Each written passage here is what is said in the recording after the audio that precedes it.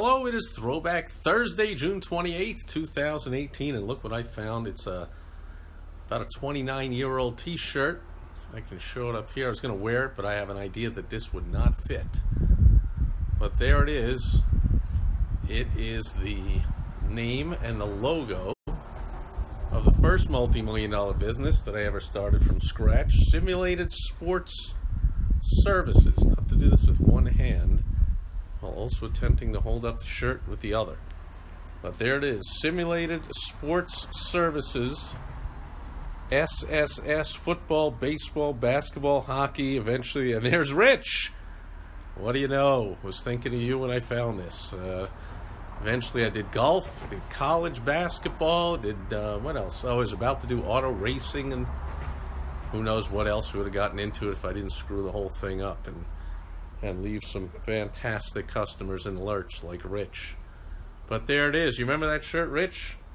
Oh, and then I had the meaningless slogan on there. So I built the whole company with, even though I didn't know it at the time, was called Direct Response Marketing, that I now have taught to thousands of business owners and revolutionized lives with it. But back then I didn't know what it was called, and so I had to also include the meaningless slogan of serious fun for the serious fan.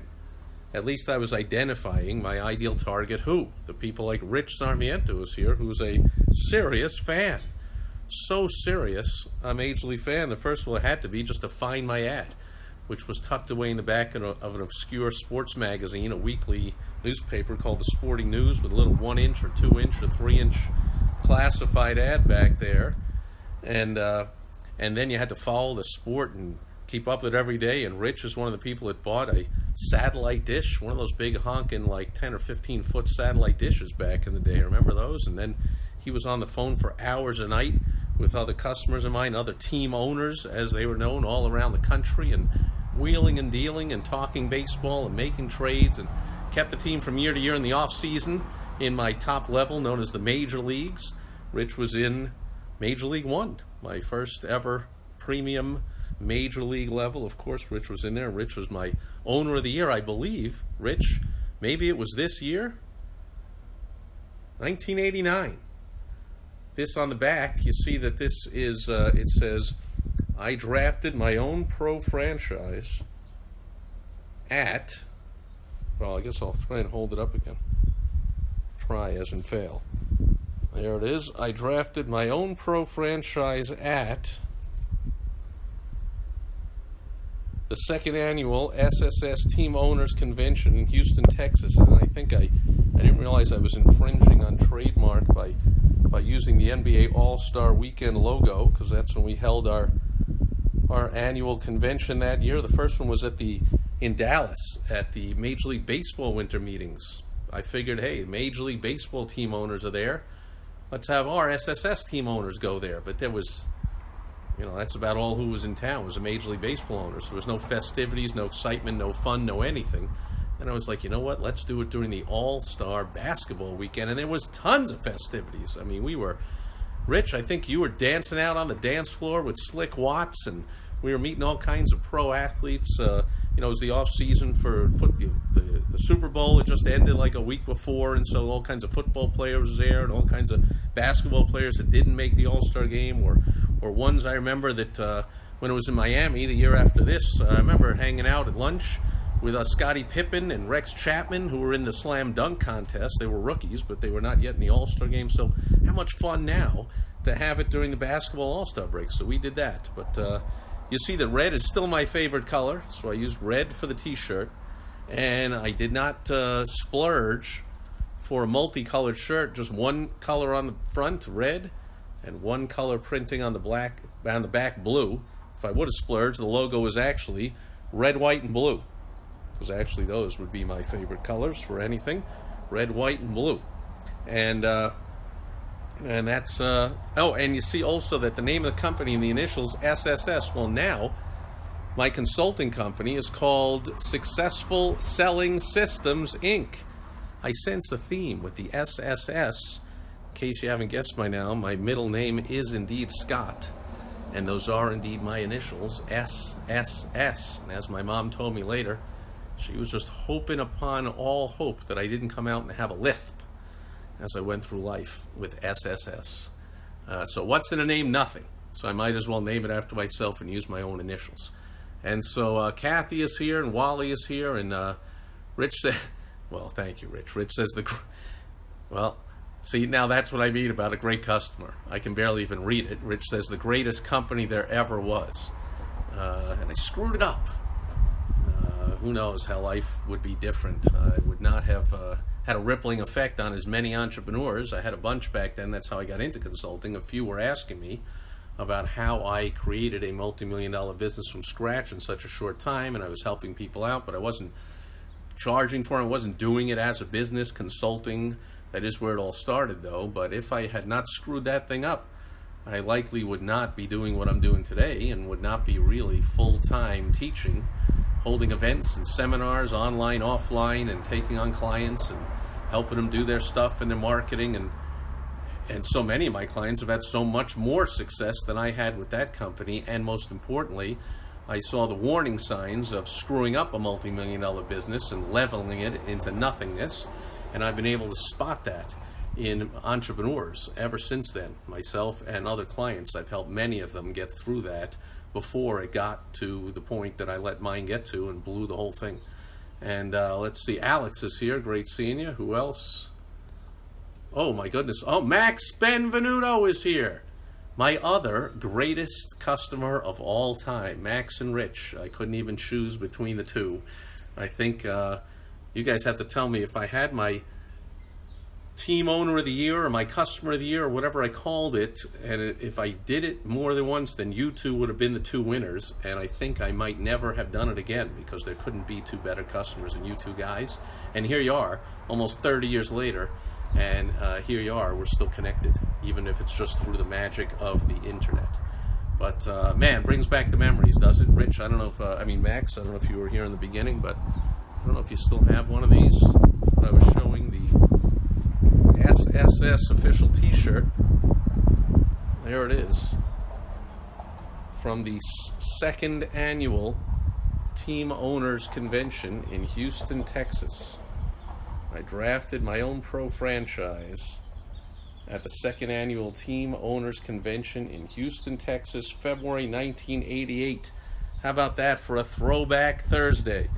So the business lesson from there is do what I did and turn your hobby into a multi-million-dollar business and create lifelong customers and lifelong friendships from it, and then don't do what I did. Don't screw it up.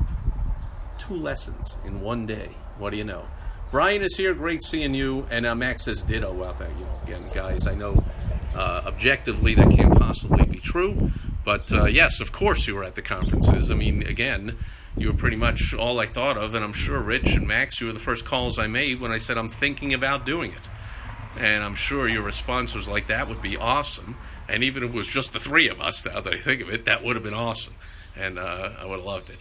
And Alex says, doing that as we speak. Alex is turning his hobby into a multi-million-dollar business. And Jeremy Danley is here. The gang is all here. Not all, but some of my favorite people are here. Great seeing you guys. That's it for a beautiful, sunny, I think it's now summer, a summer day in Arizona, which means it's been above 110 for about the past 10 days or so. And Rich says, yeah, Jane Charnin-Aker, my across the street neighbor growing up as a kid. Jane Charnin later married Jack Aker, Fireman of the Year from, I don't know, 1962 or something. Former Major League pitcher and Minor League Manager of the Year. And they got married, and Jane Charnin-Aker was in the Grape League with Rich in 1980, I don't know, 6 maybe. And she was the first female team, which was rare back then. She was leading the way in the Me Too movement as far as women being fantasy sports players, being sportaholic, and boy, did she know her stuff, huh? In fact, I remember she was working on an encyclopedia of baseball, and she helped out her husband Jack with his baseball camp. And like, boy, what a knowledgeable baseball fan and great person Jane was. And Max. Oh, does that bring back the memories? A little inside joke from Max, calling in for every Thursday for the free agent pickups and Who was that? Who said that? Was that Marty Pig? Who's the one that said, I'm taking Paul Palomino? Who was the Astros? Who was it? It was a player on the Astros, I believe, that he said was Paul Palomino. But I'm trying to think. Oh, Ken Caminiti, maybe? I think maybe Ken Caminiti. Somebody called up and said, I'll have Paul Palomino, Mike McLaughlin from Seattle. Right on. And Ken Caminiti, yes, indeed. How do we remember that 30-something years later? Man, back then, see, there was no computers, no internet type of stuff. It was a computer. I had one, but everyone didn't have a computer, so I was labor-intensive. People had to call me in on my toll-free number, and I had to have myself when I first started, and then my staff to take all the calls and, you know, make all the changes and add the free agents and complete the trades and change the lineups and then run the scoring and send out the newsletters with the standings and the recaps and all that. And yeah, when somebody would call in for a free agent and say Paul Palomino, and I'm looking up in every type of place I can possibly find, there was no internet, so I'm looking at every magazine and every, you know, minor league newspaper, and I'm trying to find who's this Paul Palomino character. It drove me crazy. Oh, you know what would have been great if I would have just put into the computer Paul Palomino and put him on his team and even inserted him into the lineup, so he got a big fat 0 for the week for causing me about 3 hours of work. Oh, silly me. I should have just called him. But see, I had too much pride. I didn't want to call him right away and go, gee, never heard of the guy. I was like, wow, do I have the greatest, most serious sports fans or what? He's got a name of a guy I never even heard of, and I had to know everybody. I had to know everything about every player, and or at least act like I did. I mean, I knew every player, and someone came up with a player I never heard of, and of course I couldn't admit and call him up and go, gee, never heard of the guy. Does he play for some rare league somewhere that no one's ever heard of him? And I think I did call him after hours and hours of frustration, and he was like, yeah, no, sorry, there's no Paul Palomino. But I meant Ken Caminiti. Of course, Paul Palomino, Ken Caminiti, same thing. Robert Jones says you make me tired just thinking about it. Yeah. Well, and like I said, it was all my own fault. I could have just made a phone call in 1 second and say, hey, who is this guy? But no, I had to pour through everything to keep up the charade that unfortunately wasn't much of a charade, that I really was a lunatic who knew everything about every player. The deeper into the minor leagues, the better for me. I had to know everything because that was, to me, that was part of the draw of the league, that I had serious fans that wanted to talk to other serious fans. And if Rich or Max or anybody else, Mike McLaughlin, Jane Charnonaker, anybody called me up and said, hey, I just want to talk, I need a third baseman, what do you think? And we would talk about the deepest prospects there were and all the players and all their stats, and I was really into that stuff. That was my hobby. Turned it into a business. I'll give you another business lesson is when you turn your hobby into a business, the downside is you no longer have that hobby. So baseball and all sports statistics and knowing all the players, which was a joy for my entire life ever since I can remember. I would memorize all the baseball cards and all that stuff. It's all I ever thought of, all the books I ever read, all the anything I ever did. And when I turned it into a business, suddenly, after a long week of hours and lots of work, I was like, gee, I want to go home and not watch a game. I don't want to read Sports Illustrated. And that was terrible because that's what I loved. So be careful. When you turn your hobby into a business, you lose your hobby. So number one, get another one. But number two, be careful. And Robert says 3 hours. You know, it might even have been more because, again, I was crazy. And I did not want to let on to Mike McLaughlin that somehow I did not know a player that he told me on the phone. Or it probably came into someone on my staff even, and they were like, Steve, who is this guy? I don't remember, but it was fun. And Ken Caminiti, as it so happens, correct me if I'm wrong, but didn't he have like a 20-year career and become a Hall of Famer? So what the heck? Who knew that Paul Palomino would make the Major League Baseball Hall of Fame? Can only get that stuff here on Throwback Thursday, folks. Robert and Alex and Jeremy and Mike and, man, everybody. Max, of course, Max and Rich and Brian and anybody else that's here. Thanks, everybody, being here live. Max, Rich, love to do a three-way call even sometimes. Maybe even like a video call or man, I know we could tell stories forever and just laugh all night long.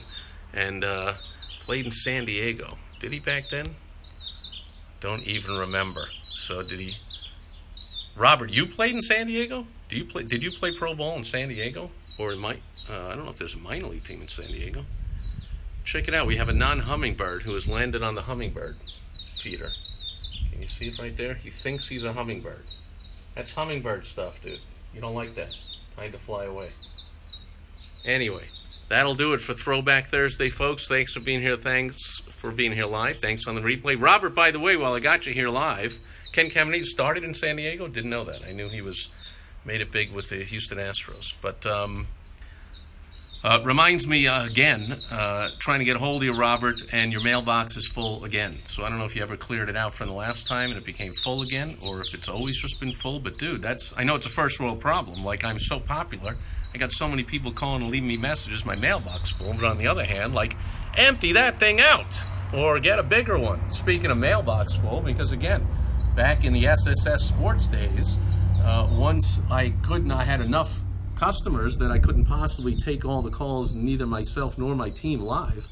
I had like 8 or 10 or 12 phone lines coming in computerized call centers. There was no voicemail back then. It was all answering machines, but I had computerized digital voicemail systems all set up. And man, that mailbox couldn't be full. Could you imagine? I got to call and change a lineup or report a trade, but the mailbox is full. So empty out that mailbox. At least empty out one message so you can get some. And Robert says, yeah, it's my guard against junk mail. Well, but having a good authority, someone let me know, a very important person, or at least he thinks so. Maybe that tells us what you think of him. He was trying to get a hold of you, and he said mailbox is full, and he got a hold of me and said, I know Robert's your client. Like, is he coachable? Like, can he clean out his mailbox? I'm like, you know what, dude? I should have said to him. Now I know what to say to him next time. Like, important people get his other number. Maybe I'll say something like that. Just kidding. And Max says, press 1 for Major League One. Right, that was the digital voicemail system. You had to, well, first you pressed 1 for baseball, 2 for football, 3 for basketball, 4 for hockey. And then when you got into the sub-menu of baseball, it was press 1 for Major Leagues, 2 for Deluxe Leagues, 3 for regular leagues, and then it was press 1 for Major League One, and so on and so on. And, I had hundreds of leagues all going through that thing before people even knew what voicemail was. Had fax machines before people who knew what that was.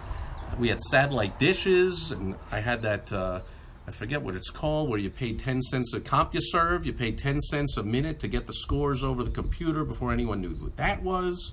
Had a computer network and a LAN system before anyone knew what that was. Like, that was state-of-the-art stuff back then.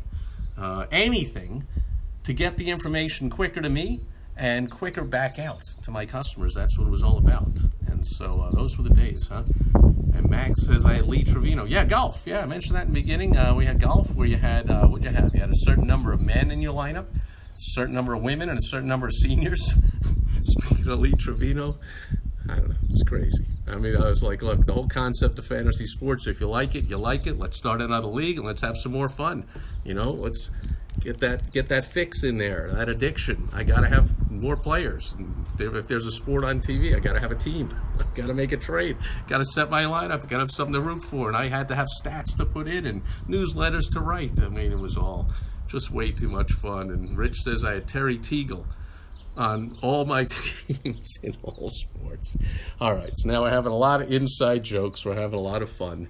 Glad that everybody else here can be here to kind of enjoy it from the outside. As you can see, Rich, Max, and I could go on all day. Speaking of which, here comes Max saying my biggest failure was going 78-4 in a basketball season and then losing to Rich in the first round of the playoffs with Terry Teagle. Oh, now you're digging into him with the inside jokes there and the inside references. I do remember that Max was he was great at everything, but boy, basketball, I mean, everything I did was, every rule change, Max, was to stop you from just outright winning every game by 1,000,000 points. I had to institute a salary cap, and then I had to up the salary cap, and I remember you I was like, yeah, I got to take away half your players. You got all Hall of Famers. You're like, you can't do that. I'm the commissioner.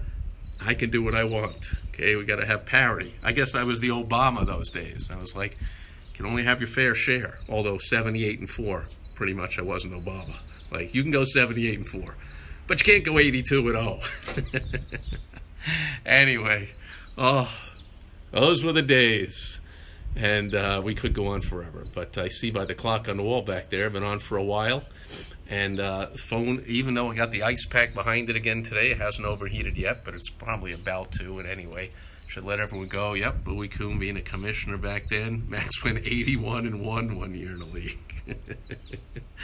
Yeah, well, see, so no matter what rules I put in place, Max didn't care. You probably laughed every time I made a rule change to stop you. You were like, yeah, nice try, Steve. I'll show you anyway. And isn't it awesome? That's why it was great. And again, big screw up that I messed it up. Learned a lot of lessons, though, and I've helped a lot of people because of that since. But, man, if I had it all to do over again, I would not have messed that up. Still be doing it today. And you'd have your kids doing it. And be second and third generation almost by now playing. And how much fun that would be. We wouldn't just have to have old T-shirts as a memory. We'd have the brand new ones, too. But that'll do it, folks. So thanks, everyone, for participation, for being here, and for indulging me and my two best customers ever in my old first multi-million-dollar business, my fantasy sports game company that I started in my final year of law school, and then built that as a hobby, and then built that into a multi-million-dollar company, and made a lot of great friends, and still have them to this day. And I wish that on everybody in business, that you also have such a great time in your business, and that you build such great relationships with your customers, clients, patient members, that they also became lifelong friends with each other. Have fun and make money. Can't beat it. That's it for Throwback Thursday, folks. I will be back tomorrow on Foundation Friday, and I hope you will join me then from sunny, way too sunny Arizona. Over and out. Bye-bye.